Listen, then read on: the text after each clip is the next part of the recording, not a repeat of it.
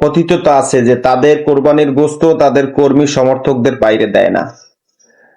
সুতরাং এই ইফতার বিতরণ সম্পূর্ণরূপে স্বজনপ্রীতি ভাবে নিজস্ব দলীয় লোকদের, কর্মীদের দেওয়া আছে, এতে কোনো সন্দেহ নাই। ডিম পারে হাঁসে খায় বাগদাসে। পবিত্র মহা রমজানের ইফতার বিতরণে নিয়েও যারা ধর্মকে ন্যূনতম তোয়াক্কা করলো না, তারা আবার ধর্মের দোহাই দিয়ে রাজনীতি করে। চায়নার জাকাতের টাকায় ইফতার বিতরণের সম্পূর্ণ ক্রেডিট নিজেদের বলে চালিয়ে দিল তাদের ওয়েবসাইটে, এবং ওয়েবসাইটের স্ট্যাটাস একবার নয়, দুইবার নয়, চারবার এডিটিং করা হলো।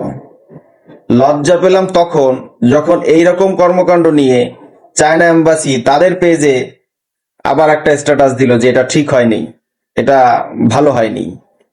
এটা ছিল একটা বিশাল বড় জোতার বাড়ি তাদের কর্ম পরিচালনার উপরে। এরপরে এটা তারা আবার দেখে খাইছে, চায়না তো পুরো খবর রাখে, তাদের স্ট্যাটাসটা সম্পূর্ণরূপে এডিট হয়ে গেল। খুবই জঘন্য এবং নগণ্য।